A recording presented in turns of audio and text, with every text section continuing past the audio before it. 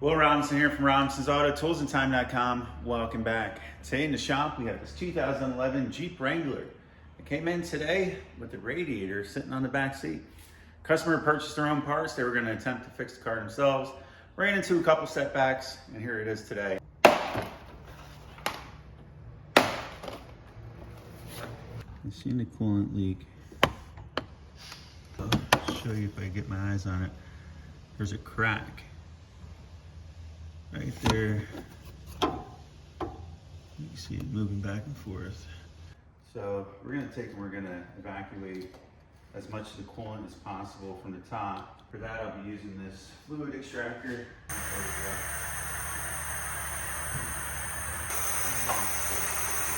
So most of we're going to get it out. So let's see how far down we went into the radiator. I would say we probably got the majority of it out. Now that we have most of the fluid extracted, at least down further than the top, we could start here at the top with the spring clamp.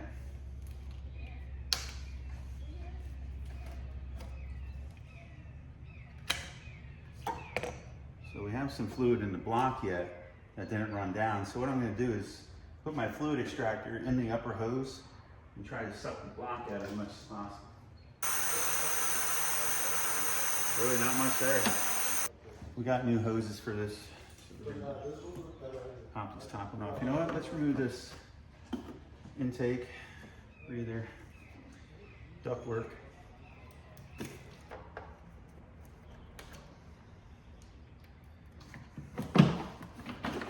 this out of our way. Pull this overflow reservoir out. I'm just gonna unhook it here. I believe it just lifts up, clamps in on, yep, it just lifts up and clamps in. Just another spring clamp.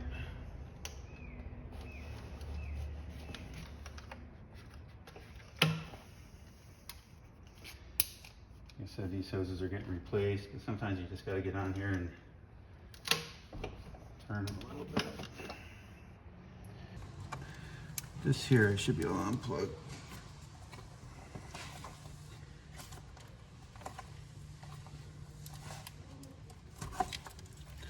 So it looks like this is the one 10mm, two 10mm, one here and one here. I'll help you once you get to that point, not a problem. All right, so it's 8mm.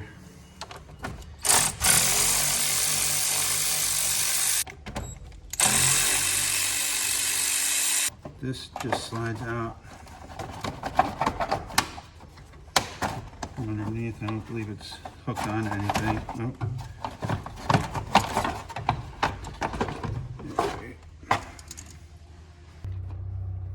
See if we start getting any fluid out of here.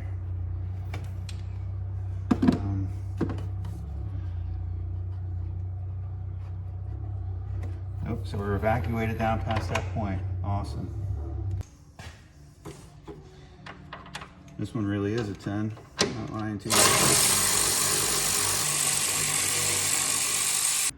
The last thing I want to do is evacuate the Freon. So what I'm going to do is see if I could reach those retaining screws.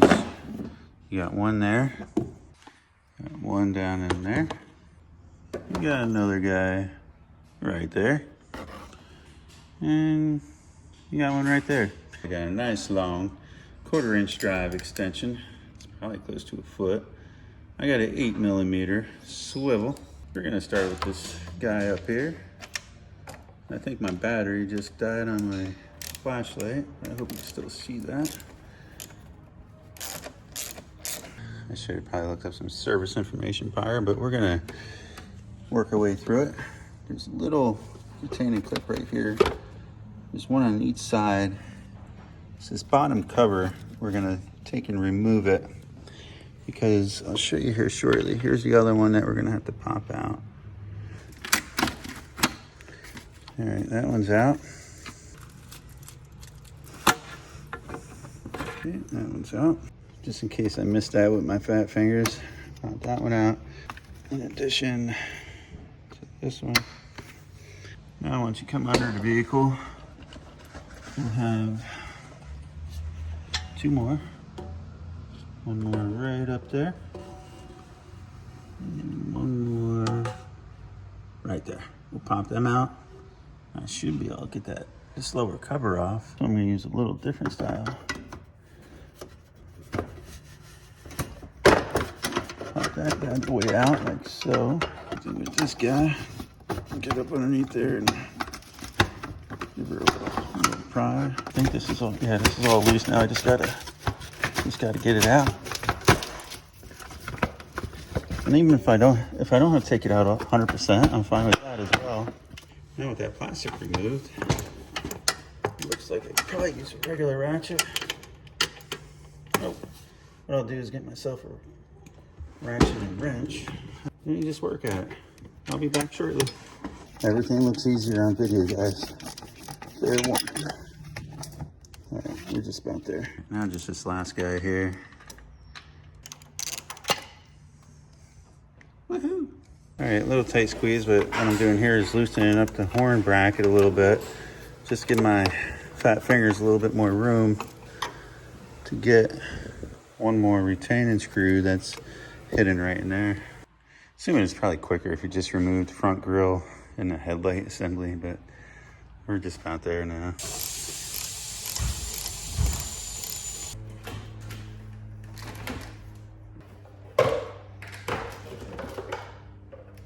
Just rubber grommets.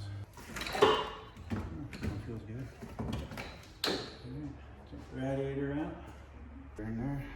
You want to avoid damaging anything at all costs, of course. The new rubbers are on the feet, which are going to go.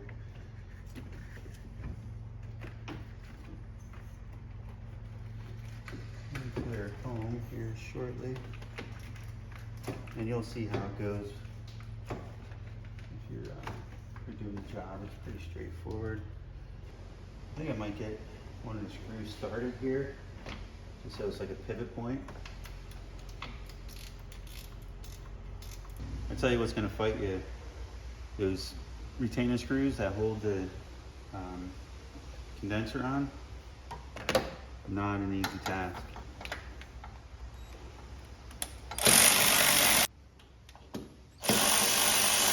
Quick recap of where we're at so far. I got the radiator in. I got the lower retaining screw for the condenser installed. Same thing for this bottom one. Same thing for this guy. Same thing for that guy. Now, yes, it's probably easier if you just remove the grill, so go ahead. All in all, not too bad. That one down there was by far the hardest one to get to. So the lower driver's side one. Other than that, I got everything clipped back in. As far as that little plastic piece that was underneath, that's popped back in. Same thing over here, that one's back in. Getting ready to change the lower hose. I figured I'd suck it out as much as I can once again, since after all that,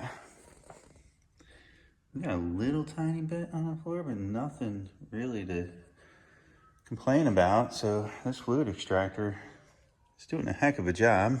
Bottom cover's back on. Those two little retaining clips are back in. It's gonna be hard to really get you in there, but that's the clamp I'll be squeezing and popping off.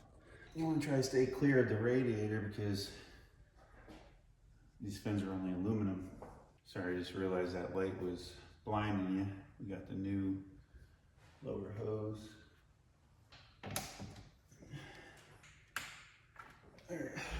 Alrighty, so next we'll be taking to reinstall this shroud and fan.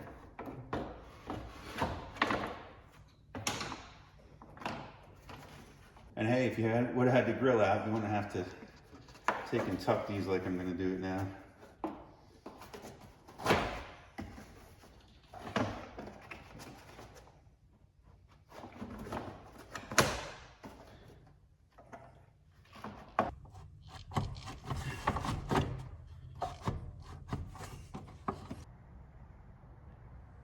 All right, what you see me doing here is pretty much a vacuum test on the system. And then I'll also fill the system using vacuum.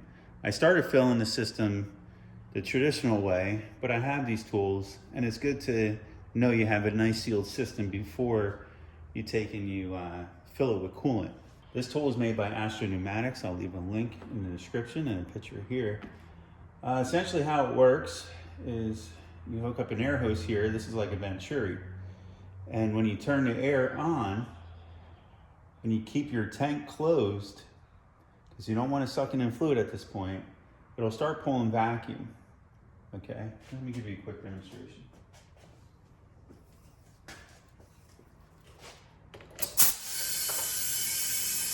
Right now there's vacuum being pulled up to this valve, but the valve's not open. By taking, I open this valve, we'll start pulling this into a deeper vacuum. I don't want to go too much deeper because I already have it where I like it. But the only thing we're pulling vacuum on right now is the coolant system. You can see the upper hose.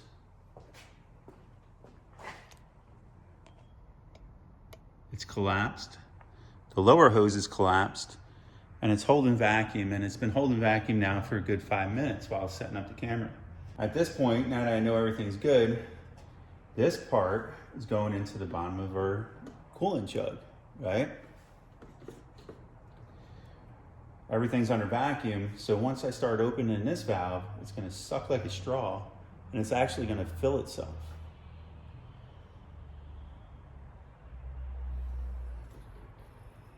I'm gonna let it fill itself nice and slow.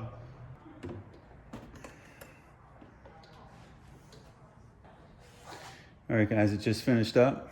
We should be full. All right, we're gonna put the box back in. Grommets, and it just pops in like so. Air cleaner.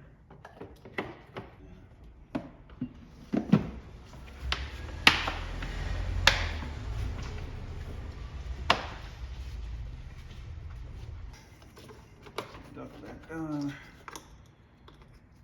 Install this wire, push this locking tab back in place, get a screwdriver.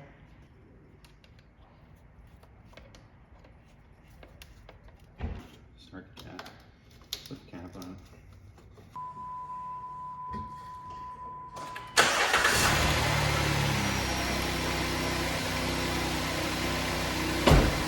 Guys, let's go over our work. Yeah, the fan's in, fan's plugged in, everything's in and tight. New lower hose, new upper hose. All right, let's come in here. We'll turn up the heat. Woo, she's hot. Nice and warm, so she's circulating. That's what I like about filling it with the vacuum. Almost every time it gets the heater core filled and everything. The fan just kicked on. That's why I came in here to make sure everything is heating up nicely.